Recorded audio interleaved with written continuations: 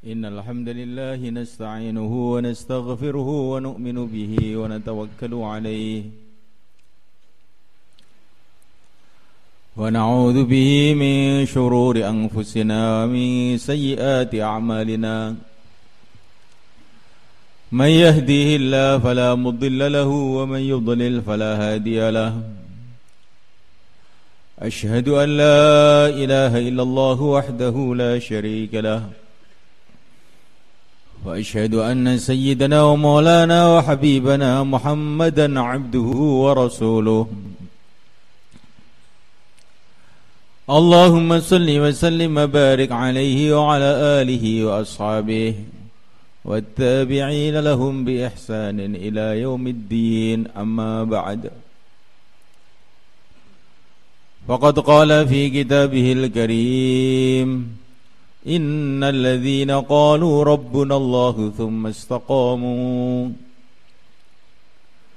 تتنزل عليهم الملائكة ألا تخافوا ولا تحزنوا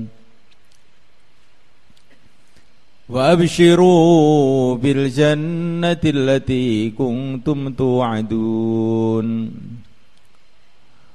نحن أولياؤكم في الحياة الدنيا وفي الآخرة ولكم فيها ما تشتهي أنفسكم ولكم فيها ما تدعون نزلا من غفور رحيم ومن أحسن قولا ممن دعا إلى الله وعمل صالحا وقال إنني من المسلمين ولا تستوي الحسنة ولا السيئة ادفع بالتي هي أحسن فإذا الذي بينك وبينه عداوة كأنه ولي حميم وما يلقاها إلا الذين صبروا وما يلقاها إلا ذو حظ عظيم.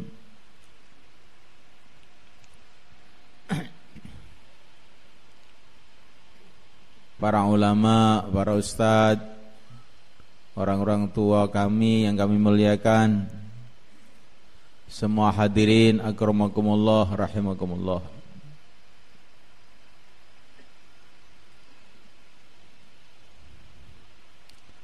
Tadi malam itu, kemarin itu dimusyawarahkan untuk pagi ini mudzakarah mengenai kerja-kerja dakwah di kalangan pesantren,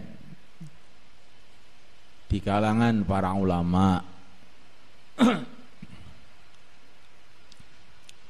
Hadirin muliakan, kerja agama, bahkan kerja apa saja itu yang difikirkan oleh orang yang beriman adalah barokahnya.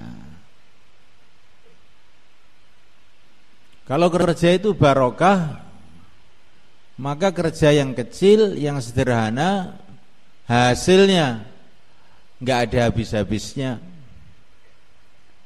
Kalau kerja itu tidak barokah, kelihatannya itu besar, canggih, tetapi hasilnya kosong, nggak ada apa-apanya.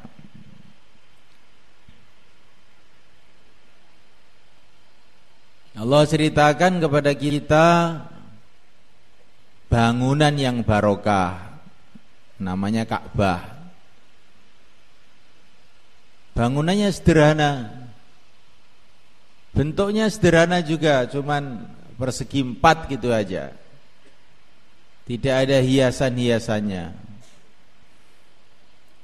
Dan tempatnya pun kelihatannya kurang strategis. Di tengah-tengah padang pasir, susah air. Tetapi Allah katakan ini rumah yang barokah. Inna awwala baiti wudi'a lin-nas lalladzi bi Bakkata mubaraka wa hudan lil alamin. Barokah dan jadi asbab hidayah seluruh alam. Ini Ka'bah.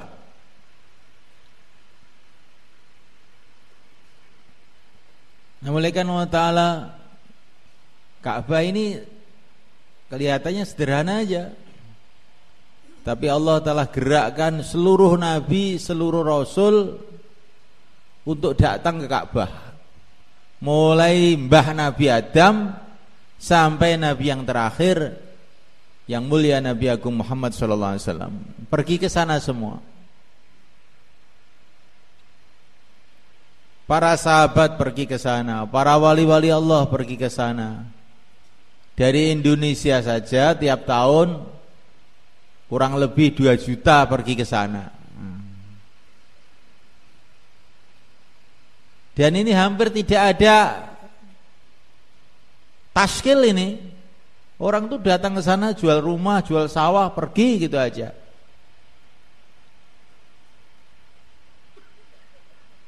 Nah, masjid kita ini dekat, nggak usah pakai pesawat terbang. Kok sepi? Ka'bah itu jauh, bayar mahal, antri lagi 15 tahun antrinya. Orang pada datang aja, sudah datang ke sana tidak kapok, ingin lagi datang ke sana. Nah, nanti kalau kerja kita ini barokah, mulai kan habis 4 bulan lagi, ingin aja. Kok datang tidak datang lagi, berarti barokahnya kurang. Sudah gitu aja. Kalau barokah betul itu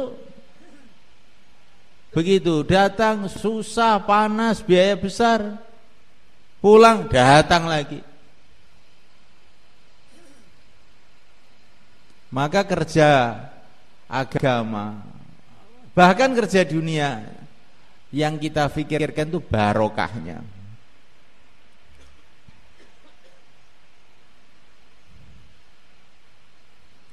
Hadirin mulaikan Allah Ta'ala. Dan barokah itu sumbernya adalah karena iman dan takwa. Walau anna ahlal qura amanu wattaqau la fatahna alaihim barakat minas sama'i wal ard. Kalau iman lurus dan amalnya itu takwa, semua pakai tertib agama, enggak ada maksiatnya, itu namanya takwa. Allah akan datangkan barokah dari langit, barokah dari bumi.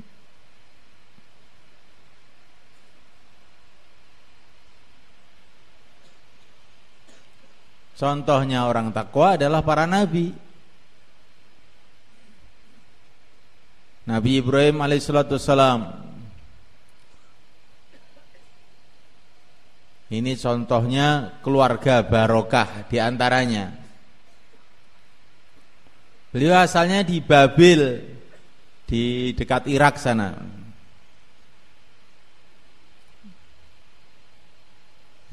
Dakwah di sana berat sekali. Beliau hijrah ke Syam. Terus di sana beliau kawin dengan Siti Sarah. Maka Syam ini jadi pusatnya agama. Kemudian beliau pergi ke Mekah dengan istrinya Siti Hajar.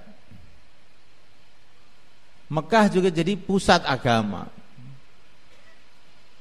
Anak cucunya jadi nabi-nabi, rasul-rasul,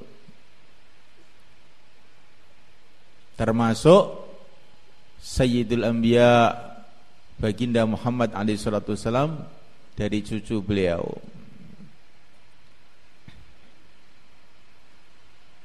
Barokah itu timbulnya semua kan dari taat. Satu hari baginda Nabi pergi ke ladang untuk menanamkan kurma buat Salman Al-Farisi radhiyallahu ta'ala anhu. Karena Salman ini laporan kepada baginda Nabi, kalau saya bisa menanam kurma sekian oleh tuan saya, karena beliau ini budak asalnya, saya akan dimerdekakan. Maka Nabi mengatakan, ya sudah, saya yang nanam. Baginda Nabi itu nanam kurma. Khidmat, Masya Allah. Sayyidul Anbiya nanam kurma. Maka beliau dengan beberapa sahabat datang ke kebun, dan beliau kasih bayan hidayah. Yang nanam saya sendiri loh, jangan ikut-ikut. Maka beliau tanam sampai berapa ratus kurma. Akhirnya ada seorang sahabat ini mungkin kurang memperhatikan kata-kata Nabi atau bagaimana, ikut nanam satu. Setelah beberapa hari Nabi periksa itu tanaman. Ternyata tanaman itu baru beberapa hari sudah gede-gede semua. Barokah. Tapi yang satu mati. Maka Nabi bertanya, loh ini kok mati, kenapa ya? Maka seorang sahabat yang nanam tadi laporan, ya Rasulullah, itu yang nanam saya. Oh pantesan. Sudah dibilang jangan nanam selain saya, kok malah nanam. Jadi semalekan orang itu kalau taat barokah. Walaupun kelihatannya itu ikut nanam kan bantu Nabi sebetulnya, tetapi tidak sesuai arahan, akhirnya barokahnya kurang. Bahkan tidak barokah, mati. Maka kita ini dalam usaha agama dan juga dalam usaha dunia yang kita bikin taat. Taat kepada Allah, taat kepada Rasul, taat kepada musyawarah pimpinan. Ati Allah wa ati Rasul wa ulil amri.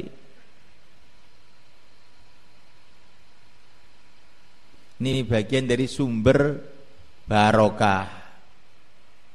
Yang penting lagi supaya kerja kita ini barokah semuanya kan, adab. Kurban ini penting semuanya kan. Tapi kalau kurban tidak pakai adab, ini enggak barokah. Para sahabat itu kurban habis-habisan, tapi dinasihati dalam Quran langsung. Kalau kamu tidak punya adab kepada Nabi, habis amalan kamu. La tarfa'u aswatakum fawqa sautin nabi wa la tajharu lahu bil qaul kajhari ba'dikum li ba'd an tahbatu a'malukum wa antum la tash'urun. Kamu jangan keraskan suara kamu melebihi Nabi. Kalau manggil Nabi jangan kayak manggil temannya aja. Ya Muhammad, enggak boleh. Ya Rasulullah, begitu. Kalau kamu enggak jaga adab dengan Nabi, ang tahbatu a'malukum wa antum la tash'urun. Amal kamu batal semua. Mari kita jaga adab, insyaallah malaikat. Termasuk adab kalau bayan subuh tidur semua, insyaallah malaikat. Ya. Kalau yang melek mesti mengatakan tidak. Kalau yang ngantuk ya iya aja insyaallah gitu aja. Maka adab ini penting malaikat. Sahabat ini orang siap mati setiap saat, tapi Allah mengatakan kalau kamu enggak jaga adab dengan Nabi, habis amalan kamu.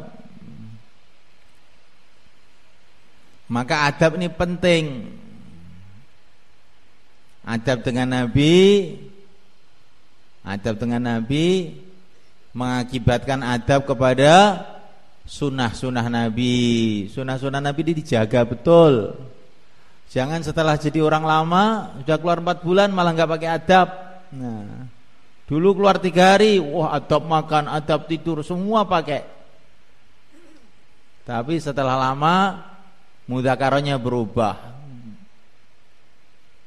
Orang keluar adab makan adab tidur, mau belajar makan belajar tidur katanya. Bukan belajar makan belajar tidur, belajar adab. Akhirnya orang lama nggak pakai adab lagi, tidur ngelusar gitu aja, kayak ular. Nah ini malaikat Allah Ta'ala akhirnya kurang barokah. Adab ini jaga malaikat, walaupun itu cuma adab makan. Sampai itu diceritakan dalam kitab Taurat kepada Nabi Musa, umat akhir zaman, umat yang disayangi oleh Allah. Sebelum makan masih berlumuran dosa, setelah makan habis dosanya. Kenapa? Karena makannya pakai adab. Dan ini banyak hadisnya mengenai adab makan ini malaikat. Hadisnya mengenai adab makan ini banyak itu. Di mana makan yang cara sunnah itu akan menggugurkan dosa-dosa.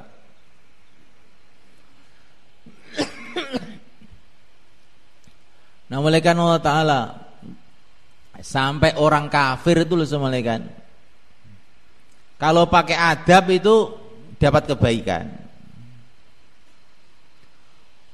Yang mulia Nabi Agung Muhammad SAW kirim surat ke Raja Persia, Kisra. Tapi Kisra ini nggak punya adab.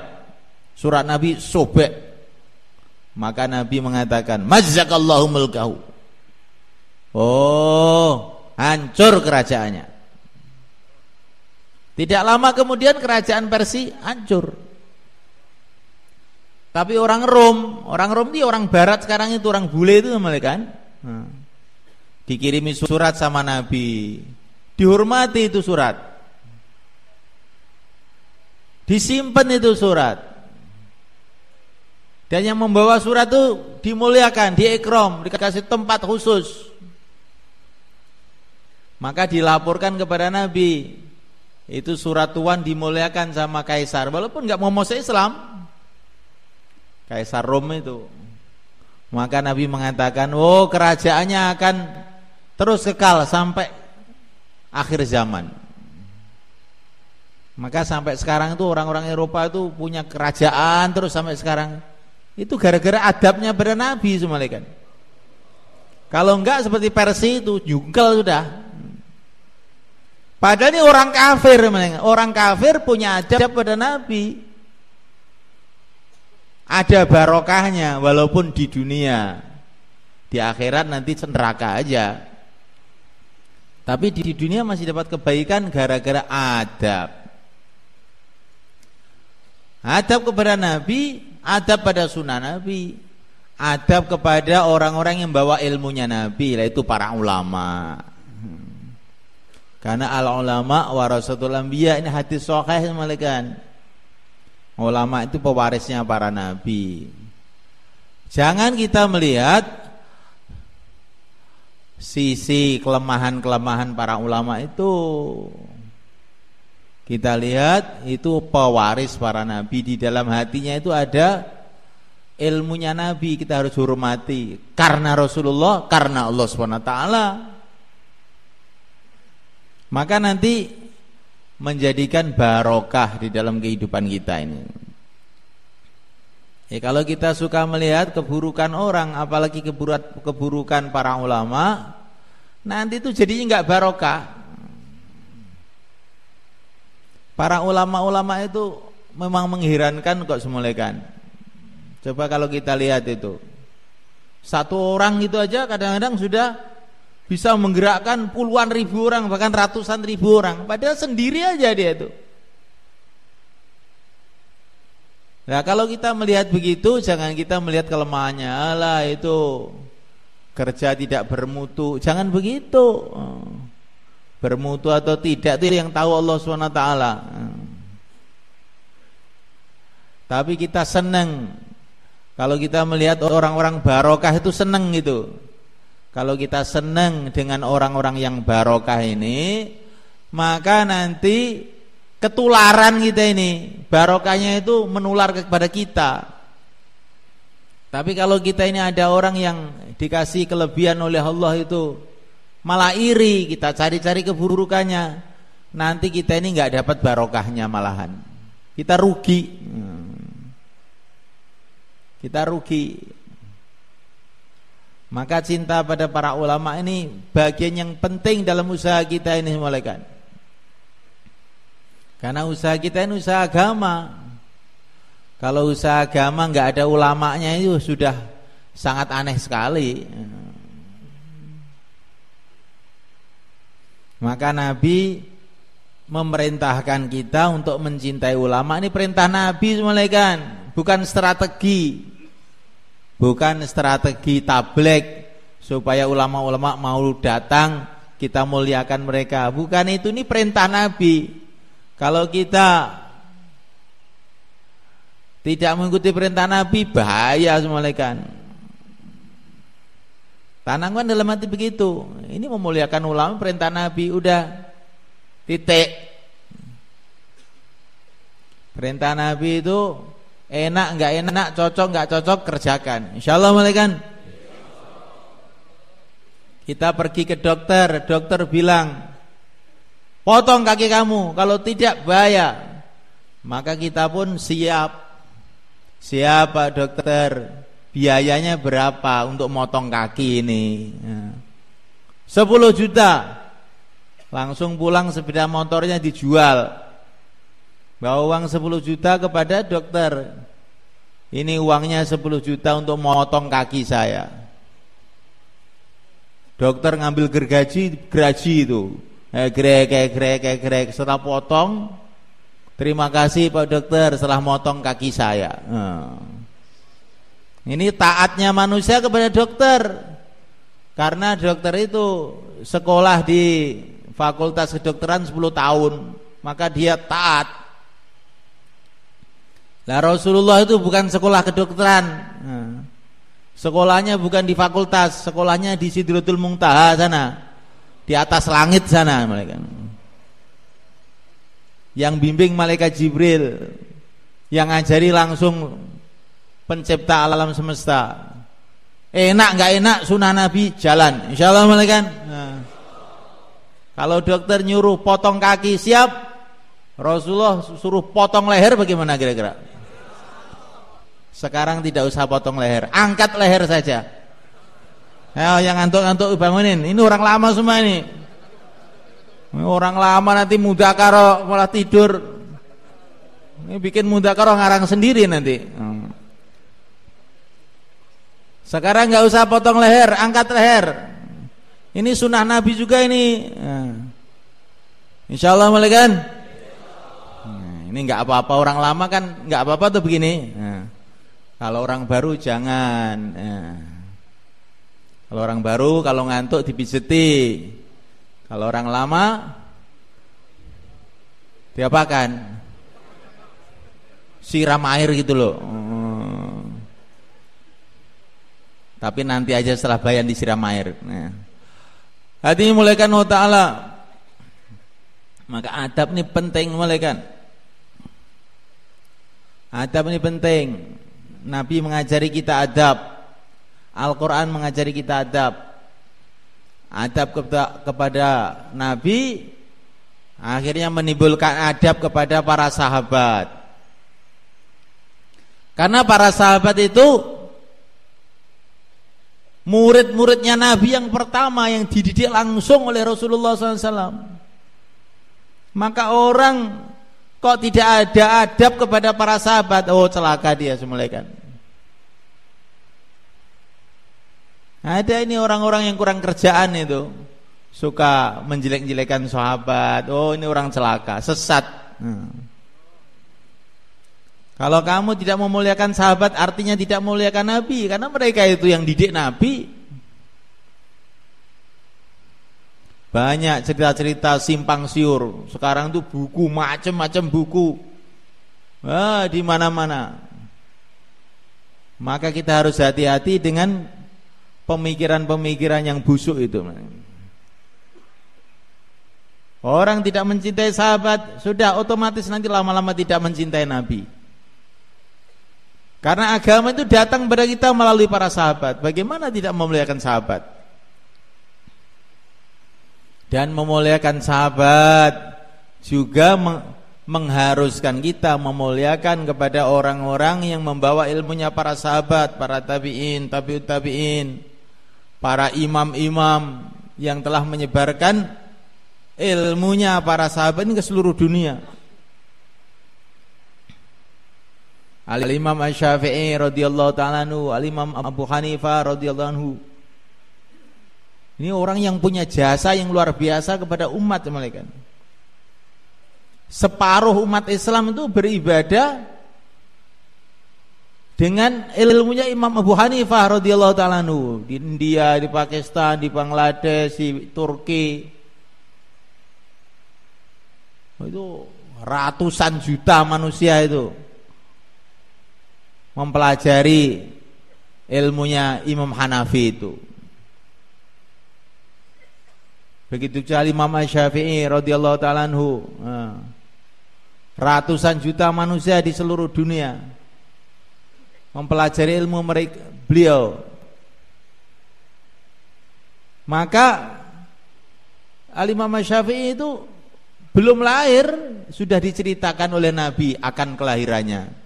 Diriwayatkan oleh Imam Ahmad bin Hanbal. Ini kelahiran Imam Syafi'i itu sudah ada itu.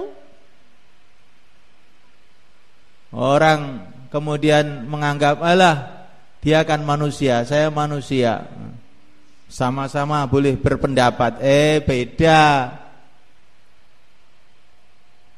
Pendapatnya petani dengan pendapatnya seorang dokter mengenai kesehatan ya lain toh. Sama-sama pendapat.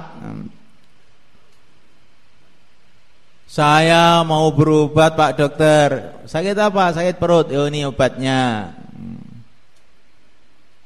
Kita tanya kepada petani, saya mau berobat. Sakit apa? Sakit perut. Dikasih obat tikus. Ini bagus sih, obat tikus paling baik ini. Kamu meminum 1 gelas saja. Kan saya ini juga berhak berpendapat, punya otak kok saya ini. Sekarang ini zaman demokrasi, semua orang punya pendapat. Iya, tapi kamu itu petani, jangan coba-coba berpendapat mengenai kedokteran. Kalau saya ikuti tadi kamu, mampus saya. Maka semalakan kita harus menghargai pendapat orang-orang yang ahli itu. Harus itu bagian daripada adab menghargai orang-orang yang ahlinya. Kalau kamu ingin tanya mengenai tabligh, tanya ke Nidhamuddin. Itu orang yang sudah 100 tahun mikir tabligh aja siang malam.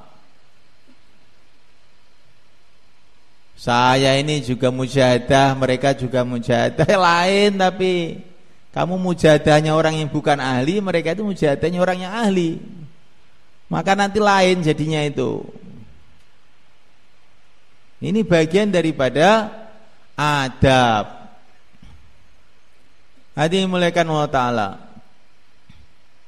Maka untuk bagaimana usaha di kalangan ulama itu, pertama kali kita tanamkan dalam hati rasa kecintaan kepada para ulama itu.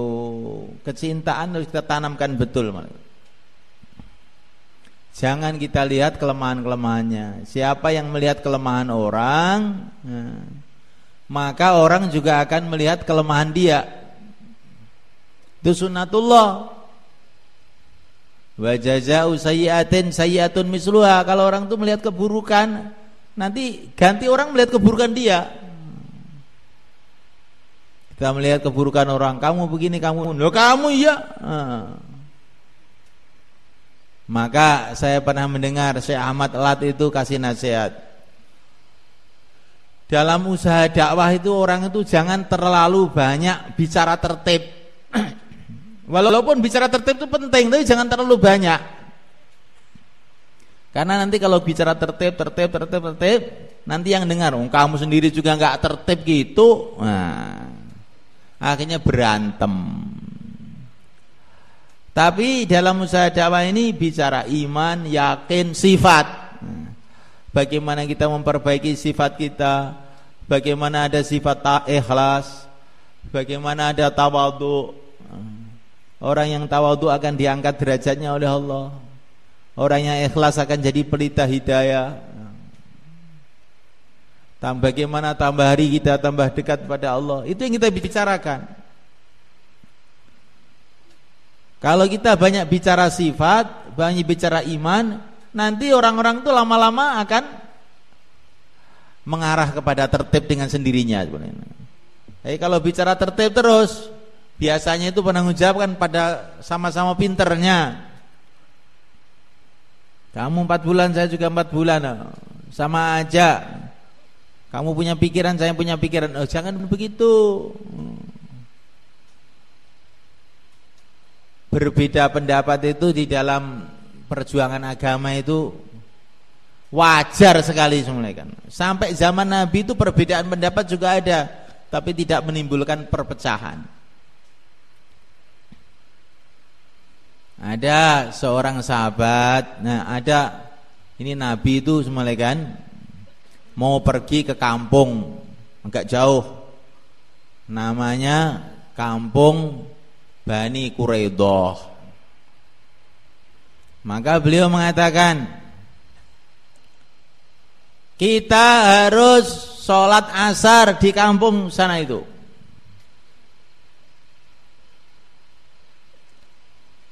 Jangan sholat asar kecuali di kampung sana.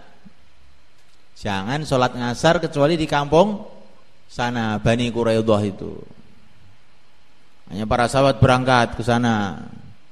Sebagian sahabat di tengah jalan waktu asar sudah mau habis. Maka mereka itu berpikir, gimana ini? Waktu sudah mau habis. Pokoknya Nabi bilang jangan sholat asar kecuali di kampung Bani Quraidah. Walaupun sampai di sana isya, pokoknya saya tidak akan mau sholat.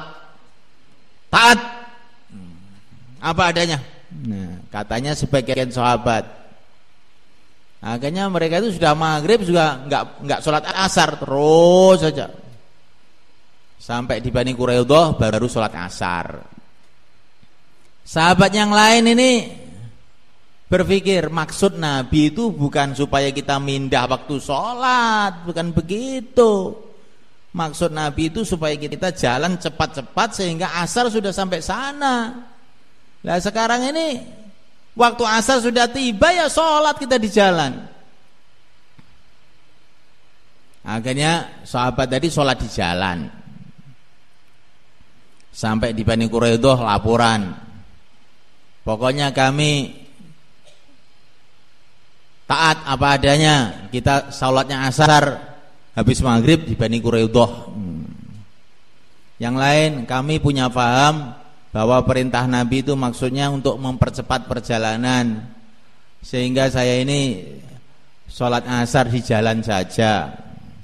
Saya yakin Nabi bukan maksudnya merubah waktu sholat. Jadi ada dua pendapat di kalangan sahabat itu. Ada yang satu letterlek apa adanya, yang satu itu ada kan orang seperti itu, yang apa-apa itu ditafsiri gitu. Nah, oleh Nabi dua-duanya nggak disalahkan. Nggak apa-apa nggak disalahkan kedua-duanya. Nah kita ini di dalam menjalankan kerja dakwah itu juga begitu. Kadang-kadang ada perbedaan pendapat, jangan diperuncing. Kita musyawarahkan lagi, sampai jadi satu pendapat. Orang yang beda pendapat itu bukan berarti tidak taat, tapi memang pahamannya dia beda. Maka bagaimana ada pendekatan, mudzakarah lagi dan lagi sampai menjadi satu pendapat.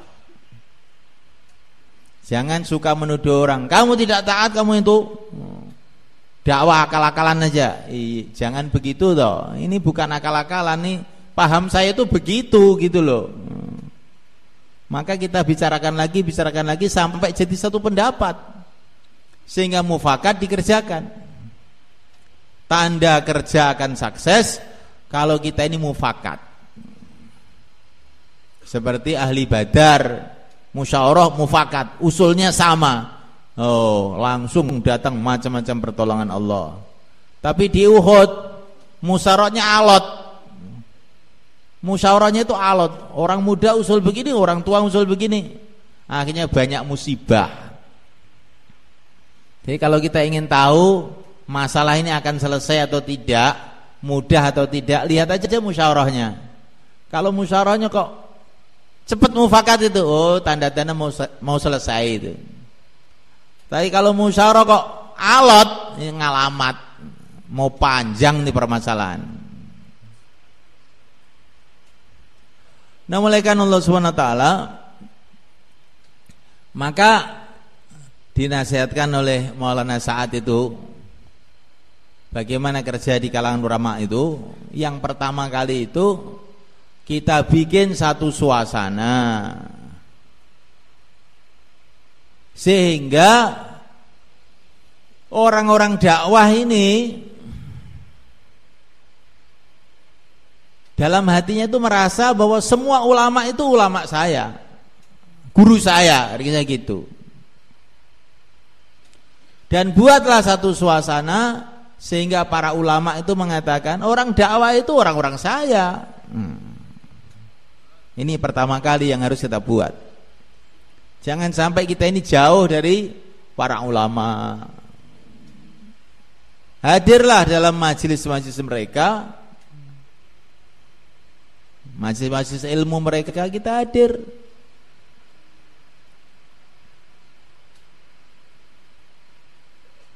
Kita tanya kepada mereka perkara-perkara yang mereka ahlinya.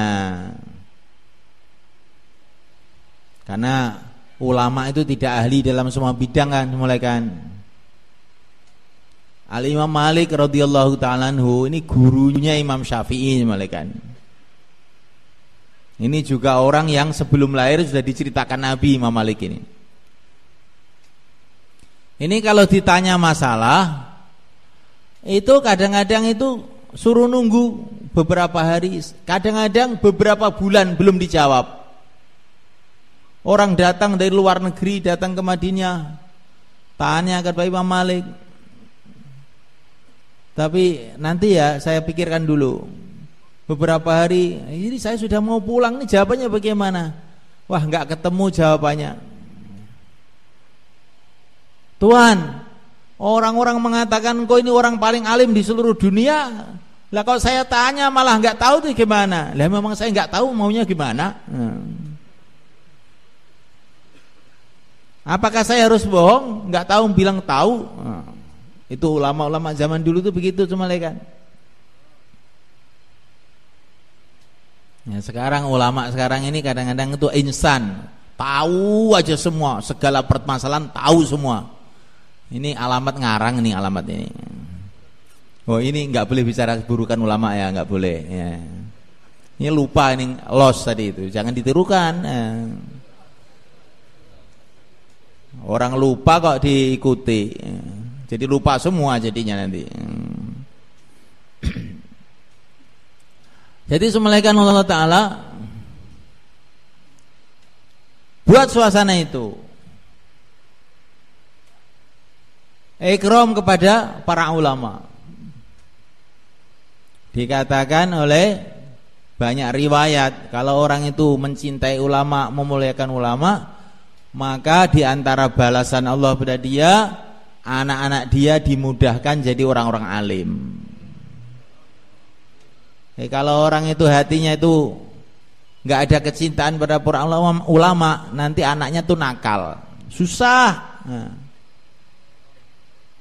Maka ini penting mulaikan. Maka buat suasana kecintaan, kasih hadiah. Hadiah itu sunnah loh mulaikan. Tahadu tahabu, saling berikan hadiah, maka akan timbul kasih sayang satu sama lain. Para sahabat itu dulu pokoknya kalau dapat kesenangan tuh yang dipikir pertama kali Nabi. Ada sahabat sembelih unta, Sa'ad bin Ubadah radhiyallahu ta'ala anhu. Maka beliau berpikir, ini unta itu yang paling enak apanya toh? Oh, otaknya. Maka otaknya diambil, dimasak, bawa kepada Nabi. Ya Rasulullah, tadi saya baru nyembelih unta. Pikir saya yang paling enak itu otaknya. Maka untuk tuan. Begitu malaikat, kalau punya makanan yang enak, kirimkan pada kiai-kiai sekitar kita. Insyaallah malaikat. Jangan dimakan sendiri aja. Ini penting malaikat. Timbul kecintaan satu sama lain. Kalau sudah timbul kecintaan itu sudah otomatis mereka akan mencintai kita juga. Orang yang menaburkan benih kecintaan, dia akan memanen kecintaan juga. Itu sudah sunnatullah. Kalau kita melihat keburukannya, orang-orang akan melihat keburukan kita juga. Katanya orang-orang tua kita, kalau orang itu menuding begini, menuding begini, maka 2 jari ke depan, yang 3 jari ke belakang. Maknanya apa? Kalau kita ini menuding kesalahan orang, 1 orang kita tuding, nanti 3 orang itu akan menuding kita ganti.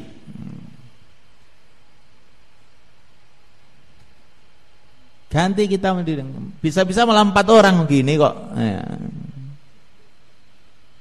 Atau 1 orang kita ngomel sekali, maka orang tadi akan ngomel 4 kali pada kita. Kita melihat keburukan orang 1, maka orang-orang akan melihat keburukan kita 4 kali. Kita lihat kebaikan aja, kebaikan aja.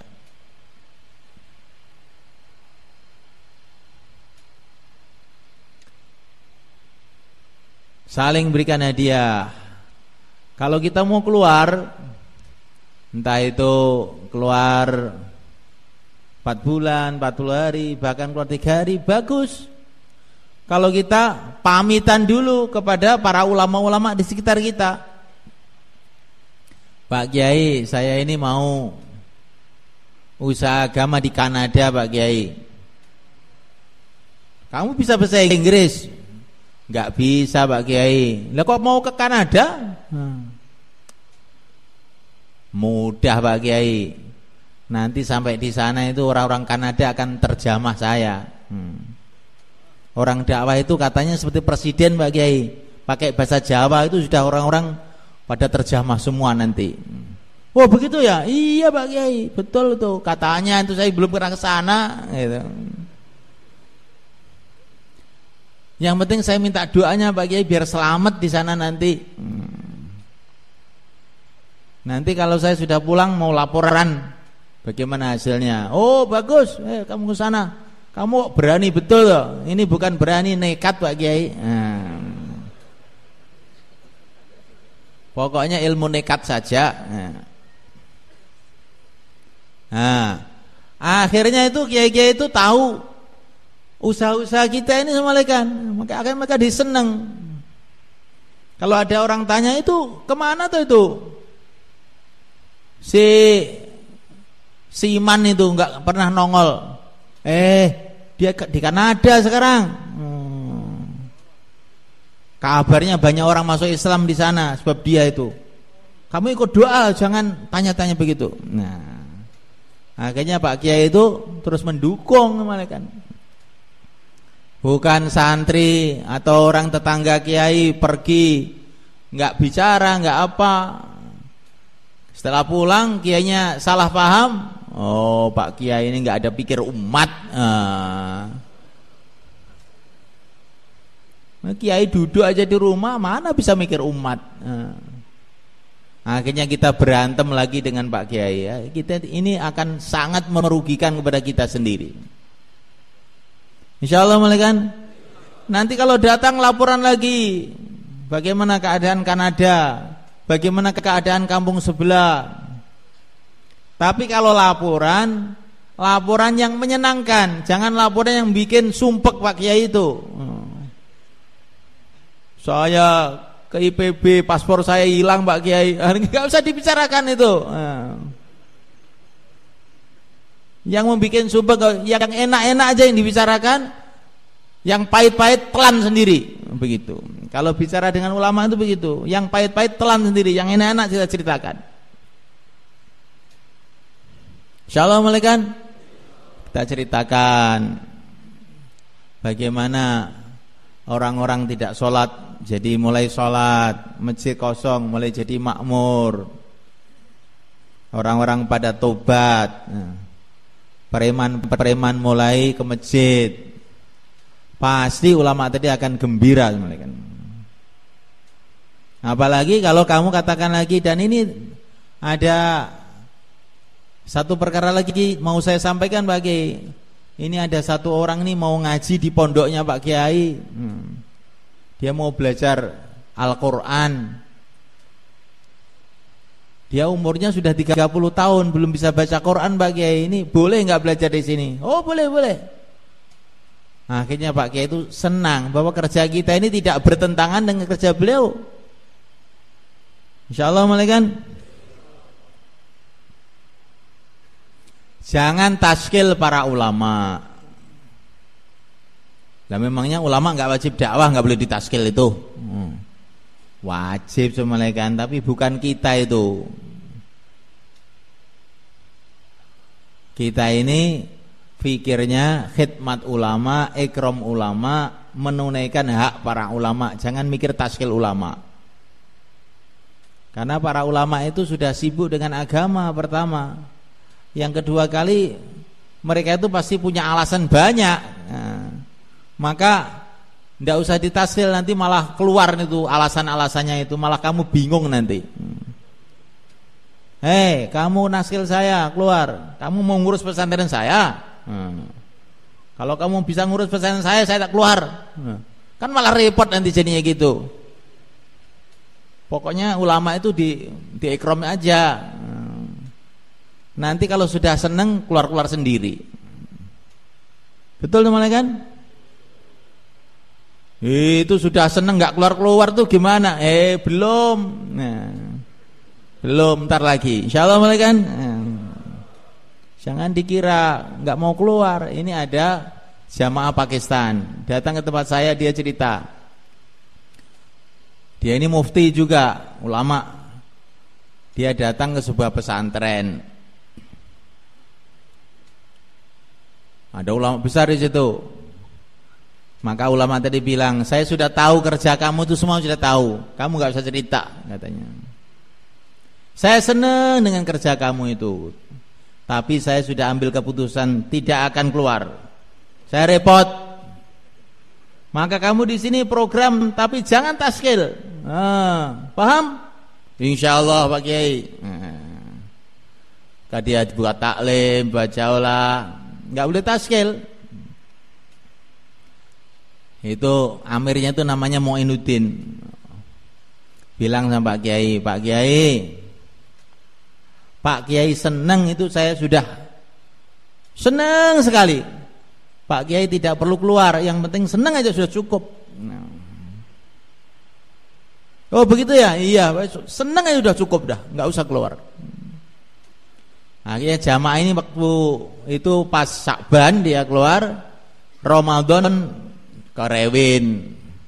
Ternyata Pak Kiai itu sudah ada di Rewin. Maka ini Muinuddin Amir itu heran, loh Pak Kiai kok di sini? Lah orang seneng kok katanya. Saya itu sebetulnya sudah punya keputusan yang nggak akan keluar, tapi kata kamu seneng cukup. Ternyata seneng tuh bikin saya datang ke sini. Saya mau keluar 40 hari katanya. Nah, begitu caranya pada para ulama mereka. Nggak usah kamu keluarkan dalil-dalilnya aja, banyak dalil dia juga. Nanti kamu keluarkan dalil malah keliru lagi. Ini hadis dikatakan Quran, Quran dikatakan hadis. Maka ulama itu ini aliran sesat ini. Yang penting itu dalam Quran, innamal a'malu binniyat itu. Oh, aliran sesat ini. Mana ada Quran innamal a'malu binniyat. Itu ada hadis Nabi Pak Kiai, kuntum khairu ummatin ukhrijat lin-nas. Loh, ini mau ngerubah Quran ini orang dablek ini. Nah ini cuma Allah Ta'ala kepada para ulama itu nggak usah keluarkan dalil, nanti malah kita kewalahan nggak karu-karuan.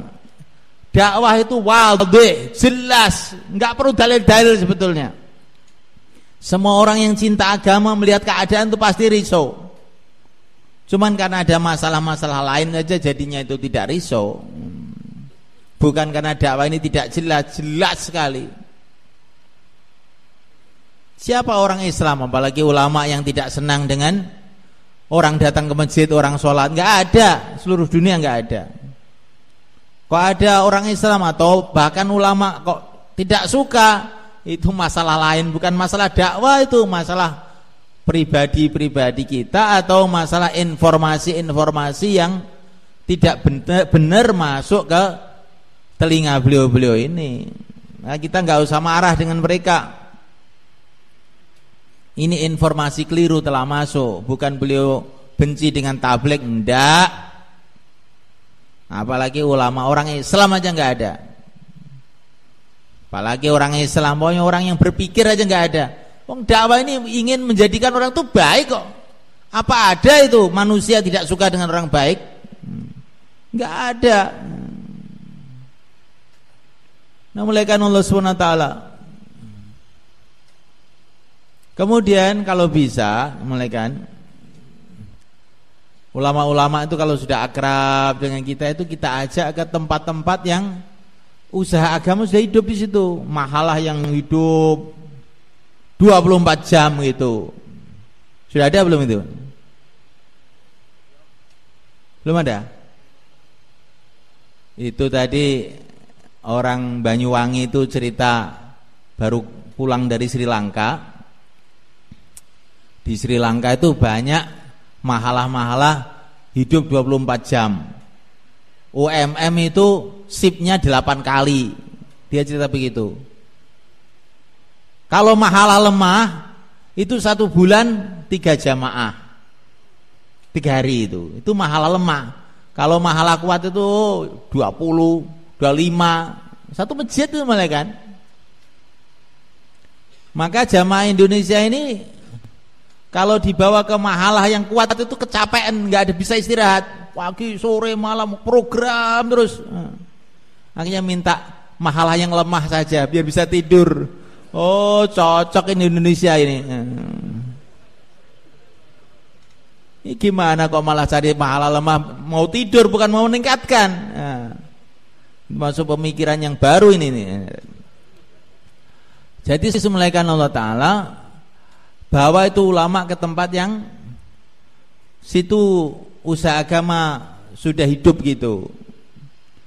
Para ulama itu baru melihat saja ini masjid makmur, sholat 5 waktu penuh, sudah otomatis akan cinta dengan usaha dakwah dan ngerti apa maksudnya kerja dakwah ini. Maka menghidupkan makomi itu semelaikan adalah cara yang terbaik untuk mengenalkan kerja ini kepada seluruh umat, apalagi para ulama. Jangan sampai kita nggak punya makomi semuanya. Seluruh tokoh-tokoh para sahabat itu kebanyakan bukan seluruh ya. Kebanyakan tokoh-tokoh para sahabat itu hasil makomi semuanya. Sayyidina Abu Bakar As-Siddiq radhiyallahu anhu, Sayyidina Umar bin Khattab, Sayyidina Utsman bin Affan, Sayyidina Ali bin Abi Thalib, Sayyidina Abu Ubaidah bin Jarrah, Bilal bin Rabah dan lain-lain. Soft awalnya para sahabat itu hasil makomiyah yang mulia Nabi Agung Muhammad SAW di Mekah. Tokoh-tokoh Madinah juga hasil makomi. 12 orang masuk Islam, kemudian mereka buat makomi, terus dikirim pemuda Mus'ab ibnu Umar dari Mekah dikirim ke sana untuk membantu usaha makomi di Madinah selama 1 tahun. Ini jamaah 1 tahun pertama, 1 orang aja. Mulaikan Allah SWT, maka dari hasil makominya orang-orang Madinah dibantu oleh Mus'ab bin Umar tadi, tokoh-tokoh Madinah semua akhirnya masuk Islam semua. Di makom ini penting malaikat. Kalau kita ingin mencari orang-orang yang bermutu, orang-orang yang punya sifat kelembutan, yang punya kebijakan dalam menghidupkan makomi, ya kita ini mesti harus membentuk jamaah-jamaah dari masjid kita masing-masing. 3 hari dari satu masjid, 40 hari dari satu masjid, 4 bulan dari satu masjid, bahkan IPB dari satu masjid, itu mau kita. Negeri jauh dari satu masjid. Apa bisa begitu? Bisa kalau Allah menghendaki, nggak ada yang susah. Lah itu masjid saya itu loh Pak, yang sudah pernah keluar itu, saya istilahkan orang yang sudah pernah keluar gitu aja, bukan ahbab itu. Kok kadang-kadang itu juga orang tanya itu ahbab itu bangsa apa toh itu? Apa kebab apa gitu. Orang yang udah pernah keluar gitu aja kenapa sih? Maksudnya istilah-istilah ini supaya kita ini menyatu dengan umat itu. Tapi ini kita bentuk istilah lagi, tambah aneh lagi. Orang Jawa nggak ngerti itu ahbab itu apa. Ya, kalau orang Arab ngerti. Orang pernah keluar gitu aja sudah semua paham. Kan kita ngomong tuh semua orang biar paham gitu loh maksudnya. Dan supaya tidak ada kesan kita ini satu golongan. Kita ini bukan golongan. Kita ini umat. Insyaallah malaikat. Nah malaikat Allah Ta'ala. Jadi kita bawa itu ulama ke mahalah yang hidup. Kalau orang pesantren, kita pikirkan bagaimana di tempat kita ini ada pesantren yang hidup usaha dakwah yang kuat. Kan sekarang tuh di mana-mana sudah ada pesantren yang cinta dakwah. Lah itu kita pikirkan betul-betul. Sampai suasana pesantren itu betul-betul mengikuti selera dakwah. Nah nanti ulama-ulama itu baru melihat, oh ternyata dengan dakwah bukan pesantren itu hancur, ternyata malah maju. Bagus kalau begitu. Sehingga otomatis menjadi ta'aruf yang simpel, mudah kepada para ulama itu. Kalau zaman dulu mulai kan 20 tahun yang lalu, kalau mau melihat suasana dakwah mesti harus ke IPB. Itu ya memang harusnya begitu. Tapi kita bikin IPB yang agak kecil-kecilan di Sulawesi, di Sumatera, di Jawa kan bisa tuh menaikkan mahalah yang hidup. Markas itu kalau malam istimewa itu betul-betul suasana kuat.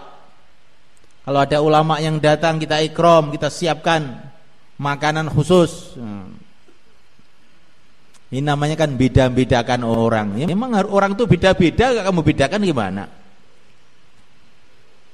Sayyidah Aisyah radhiyallahu ta'ala anha, ada orang naik kuda, maka dipersilakan masuk rumah, kasih makan di rumah. Ada orang miskin jalan, maka dikasih roti di depan rumah, suruh pulang.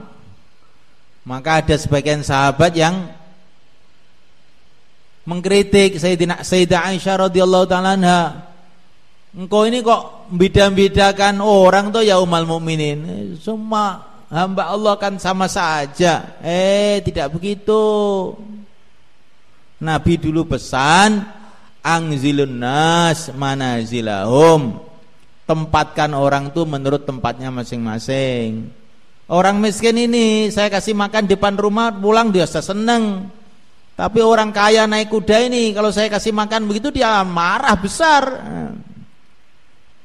Jadi memuliakan orang menurut tingkatannya masing-masing. Nah, malaikat Allah Ta'ala, maka makom ini lagi ini penting lagi untuk ta'aruf kita ini. Buat mahalah-mahalah yang betul-betul hidup, betul malaikat. Setiap halaqah itu ada, dimulai ada mahalah yang 5 amalnya betul-betul kokoh.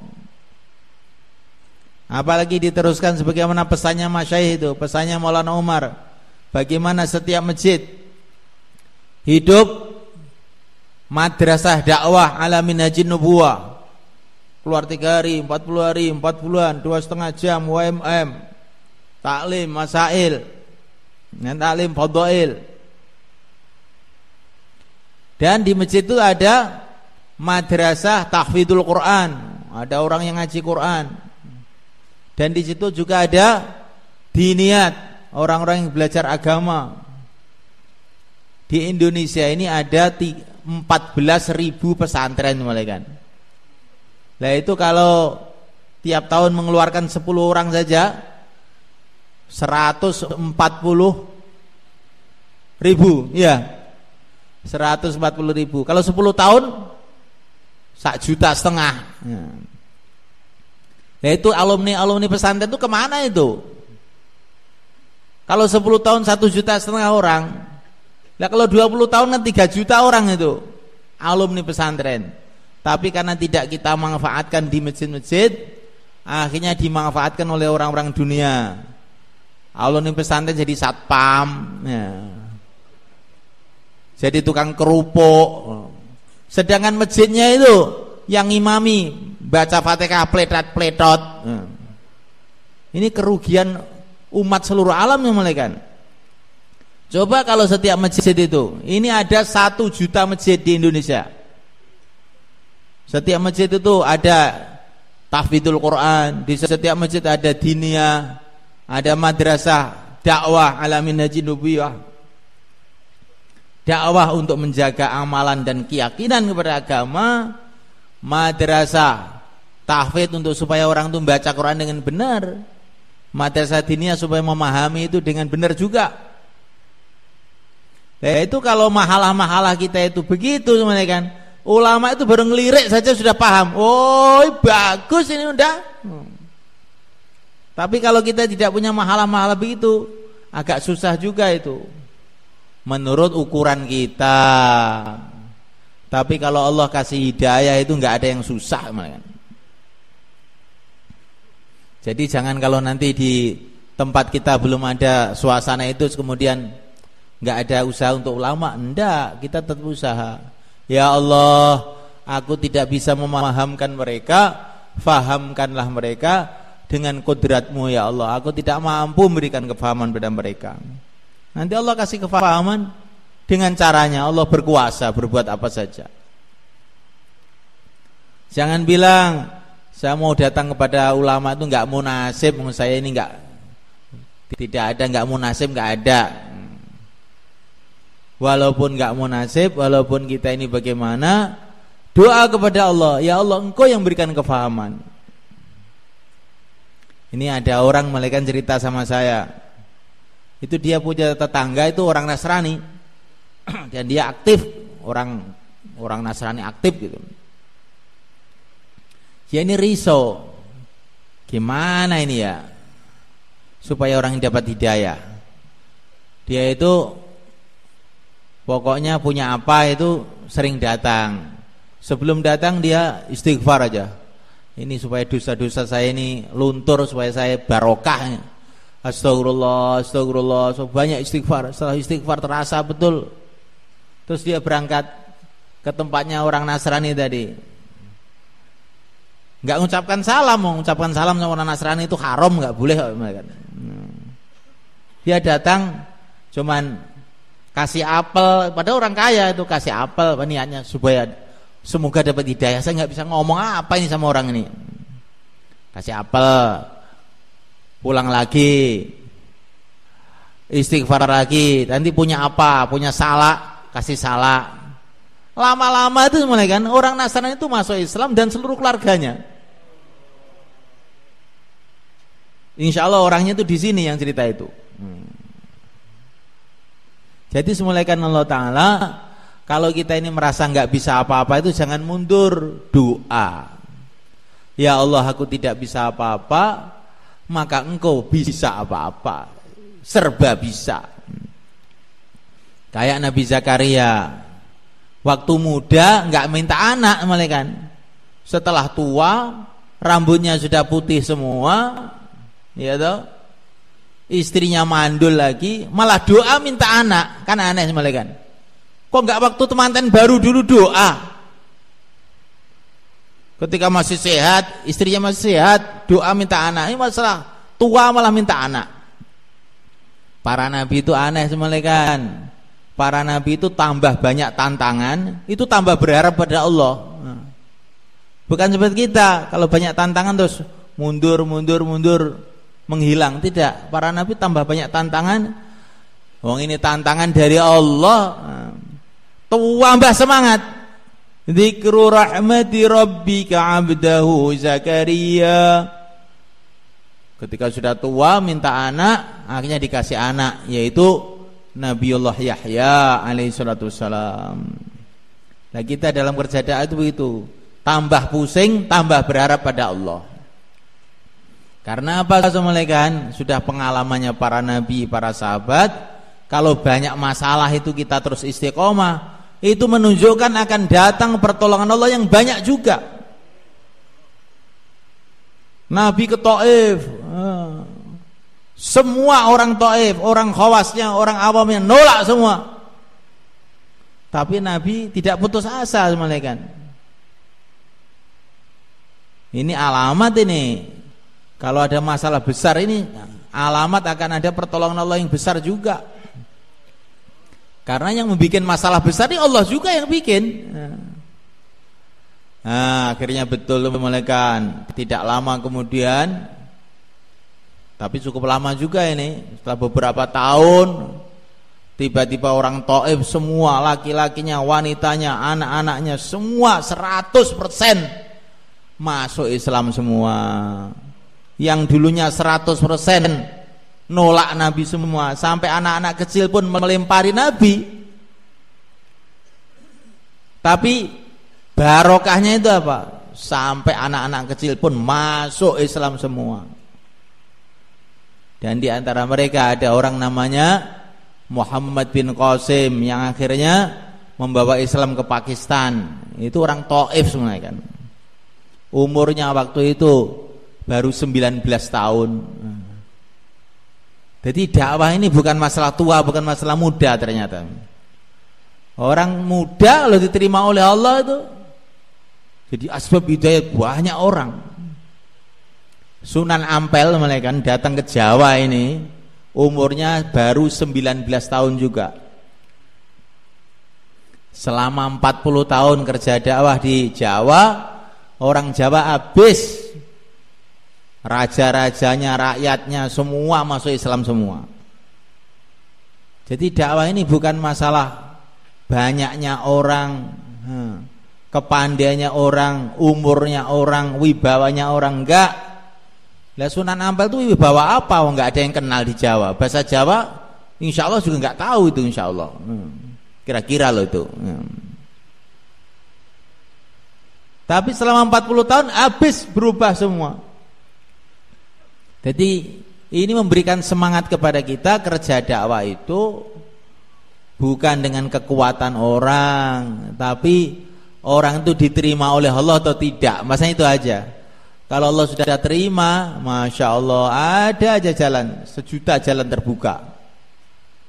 Maka kita ini senantiasa doa sebagaimana doanya Nabi Ibrahim ketika membangun Ka'bah. Rabbana taqabbal minna innaka antas sami'ul alim. Ya Allah, terimalah bangunan ini dari aku. Akhirnya bangunannya barokah. Begitu juga kalau kita mau bangun kerja dakwah di mahalah kita, di rumah kita, di markas kita, doa, ya Allah terimalah bangunan saya ini, bangunan kerja dakwah ini, sebagaimana Engkau telah menerima bangunannya yang mulia Rasulullah sallallahu alaihi wasallam, bangunannya Nabiullah Ibrahim alaihi salatu wassalam. Maka nanti walaupun sederhana, karkonya orang kampung semua, yang dakwah orang-orang buta huruf kayak orang miwat, tapi kalau sudah diterima, oh nanti barokah. Dulu di Mewat tidak ada ulama, kan. Setelah ada dakwah sekarang ribuan ulama. Kira-kira 10 tahun yang lalu saya ke sana itu ceritanya orang-orang ada 8.000 ulama di Mewat itu. Nah, saya nggak ada orang sholat apalagi ulama. Jadi semulaikan Allah SWT, ini pentingnya kerja atas ulama, kemudian kerja atas santri. Ini semua sudah tahu kan, bagaimana pesantren-pesantren yang sudah mulai hidup dakwah itu dipikirkan untuk dikeluarkan jamaah 1 hari, sebulan 2 kali, dibarengi dengan ustadznya atau orang-orang mahalahnya, orang kampung, sehari semalam. Santri itu mulai kan nggak ada 5 amal masjid, nggak ada santri itu tertibnya yaitu cuma sebulan 2 kali keluar sehari semalam. Karena mereka itu di dalam pondok itu, maka 2 hari, sebulan 2 kali sehari semalam bersama ustadznya. Karena biasanya santri itu nggak bisa tertib kalau tidak dengan ustadznya itu. Terus juga dipikirkan ada orang-orang mahalah yang takaza untuk nemani santri itu. Jangan kita remehkan, alah santri, anak-anak pikirnya kurang, lemah. Nah, itu santri-santri semula kan. Kalau mulai awal kita kenalkan dakwah, nanti jadi ulama-ulama, jadi penanggung jawab dakwah, kita dapat pahalanya. Kita pikirkan betul-betul santri itu. Nah, mulaikan Allah Subhanahu wa taala, saya kira itu yang bisa saya sampaikan. Mulaikan yang penting, yang pertama kali kita ingat keteledoran kita, kelemahan kita dalam kerja agama ini.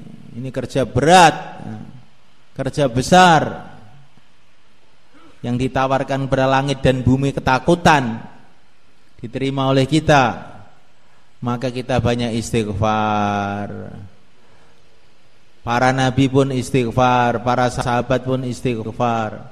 Karena maknanya istighfar itu ingin lebih baik lagi. Yang jelek bagaimana jadi baik, yang baik bagaimana jadi lebih baik. Itu maknanya istighfar.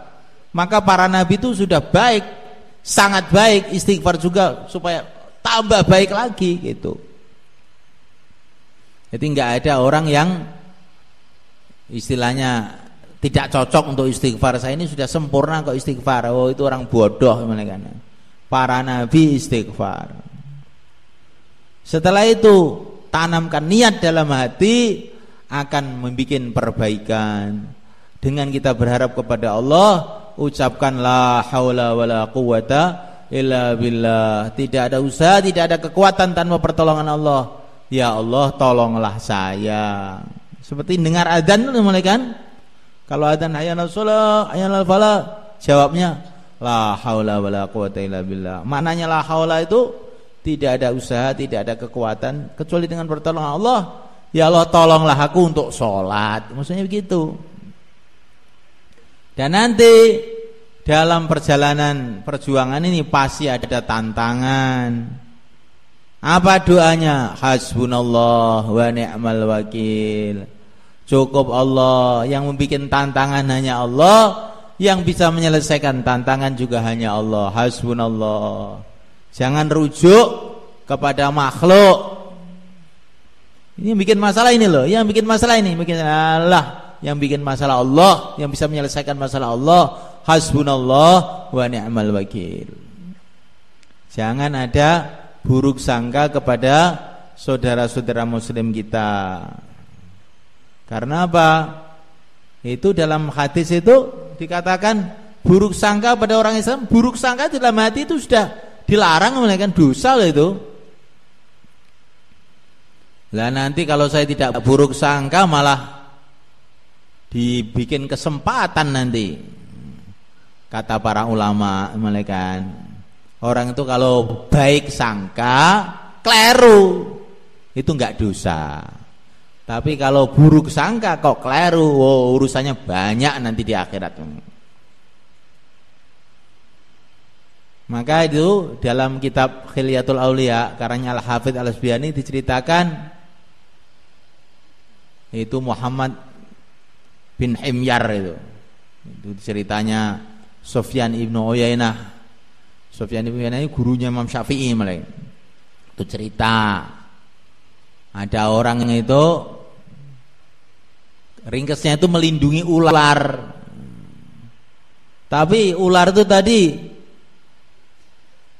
malah akhirnya mau membunuh dia.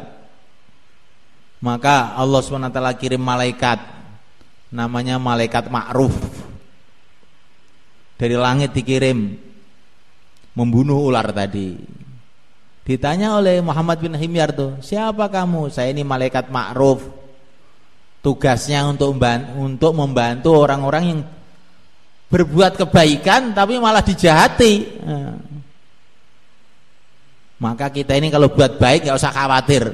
Nanti saya buat baik malah dia nusuk saya dari belakang, nggak usah gitu. Belakang depan Allah sudah tahu. Yang penting kamu baik dengan Allah, yang lain-lain itu akan Allah selesaikan. Insyaallah mulaikan. Nah, mulaikan Allah Ta'ala ada masalah kembali kepada Allah, hasbunallah wa ni'mal wakil. Dan ada kemudahan-kemudahan jangan kita nisbatkan kepada diri kita sendiri.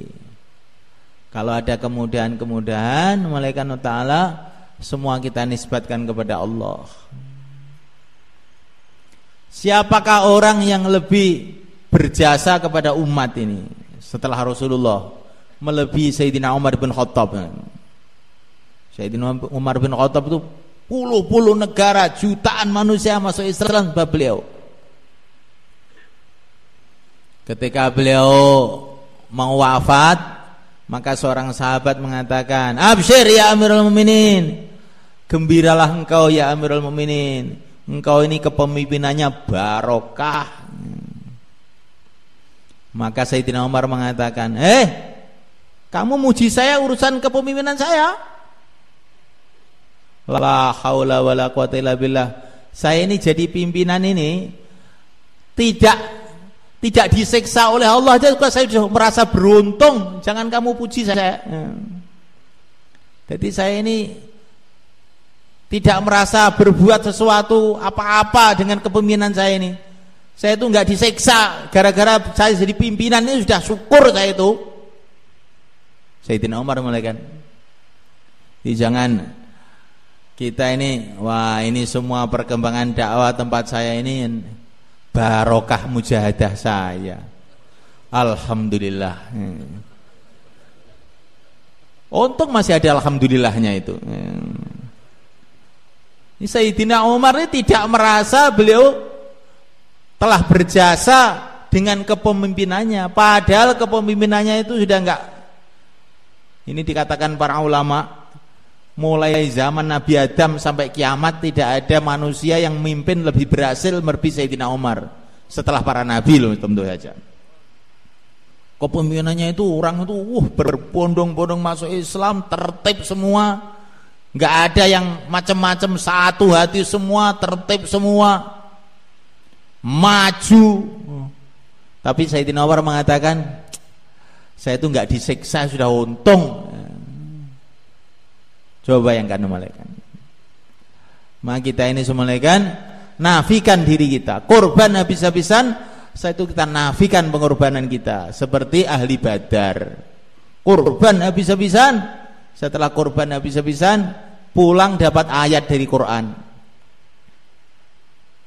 Falam taqtuluhum walakinnallaha qatalahum wa ma ramaita idh ramaita walakinnallaha rama. Kamu bukan yang membunuh orang-orang kafir, itu kamu, Allah yang membunuh. Bukan kamu yang melempar, Allah yang melempar. Waliyubliyal mu'minina minhu balaan hasana. Kamu itu di sana cuma dikasih anugerah oleh Allah. Kamu itu enggak ikut apa-apa di Badar itu. Semua Allah yang ngerjakan, kamu itu cuman dapat anugerah di sana. Jadi dinafikan pengorbanan dengan korban setelah itu dinafikan pengorbanannya itu. Jangan setiap ditaskil, saya sudah 4 bulan kok ditaskil. Saya ini sudah banyak korban kok suruh korban lagi, mau apa kamu itu? Jangan gitu, kita nafikan tuh. Insyaallah kan. Nah, kalau sudah kita nafikan, perasaan kita belum korban sama sekali, lagi kita baru bisa meningkat. Maka yang tadi malam belum daftar 4 bulan atau 40 hari dari musyawarah ini, silakan berdiri. Ini Pak Abdullah, silakan gimana taskilnya?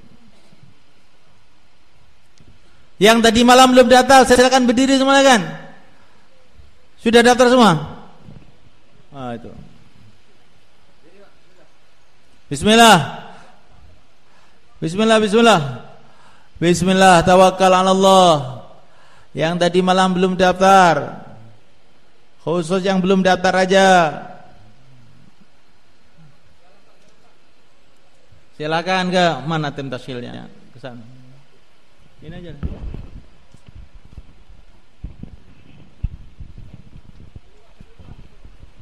Bismillah Pak. Langsung Pak, boleh? Langsung aja Pak. Ya, silakan.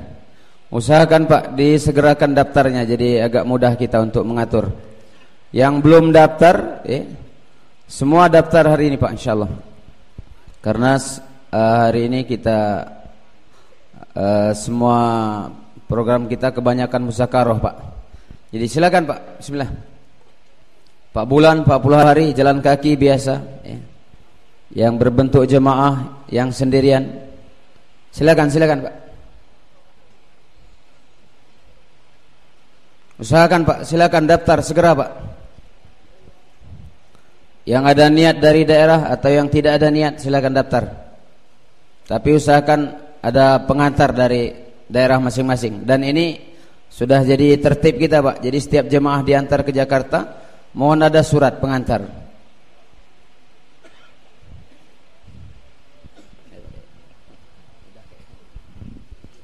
Insyaallah subhaniat semulikan. Dan kita selesaikan musyawarah kita ini sampai akhir. Kita ikuti program-program dengan sungguh-sungguh. Insyaallah semulikan. Nabiullah Ibrahim diangkat oleh Allah jadi imam hidayah. Setelah apa? Fa'atammahun wa idzibtala Ibrahim rabbuhu bi kalimatin fa'atammahun qala inni ja'iluka lin-nasi imama. Ketika Nabi Ibrahim menyempurnakan perintah Allah, Allah berfirman, kamu saya jadikan imam. Terus Nabi Ibrahim usul lagi, qala wa min dzurriyyati, ya Allah, yang dijadikan imam jangan saya saja, anak cucu saya juga. Qala la yanalu ahdidz zalimin, ya anak cucu kamu akan saya jadikan imam kecuali yang zalim. Coba semuanya kan. Jadi orang itu kalau menyempurnakan amal, dia jadi asbab hidayah dan anak cucunya, asalkan enggak zalim aja, jadi sudah berkah. Maka kalau kita ini ingin anak cucunya baik, sempurnakan seluruh amal. Insyaallah kan. Jangan kelihatannya musyawarah, malah tidur aja. Saya tahu nih orang-orang yang suka tidur nih, termasuk saya ini. Ya. Insyaallah kan. Sempurnakan mudzakarah dengan sampai selesai. Insyaallah nanti akan banyak manfaat. Kalau kita kurangi, kita pikir, wah nanti kalau saya tidak sempurnakan, anak cucu saya nanti nggak dapat berkah, begitu pikirnya. Karena semua orang itu suka dengan anak cucunya, para nabi pun suka dengan anak cucunya. Dan Allah berjanji, kalau kita sempurnakan amal, bukan mengerjakan, menyempurnakan dengan mengerjakan itu lain. Nabi Ibrahim itu menyempurnakan, bukan mengerjakan. Kalau mengerjakan itu ya sak kenek-kenek, asal-asalan aja, itu namanya mengerjakan nih. Menyempurnakan. Maka beliau diangkat jadi imam, anak cucunya jadi imam-imam. Semoga termasuk kita semua, semua. Subhanallah bihamdihi.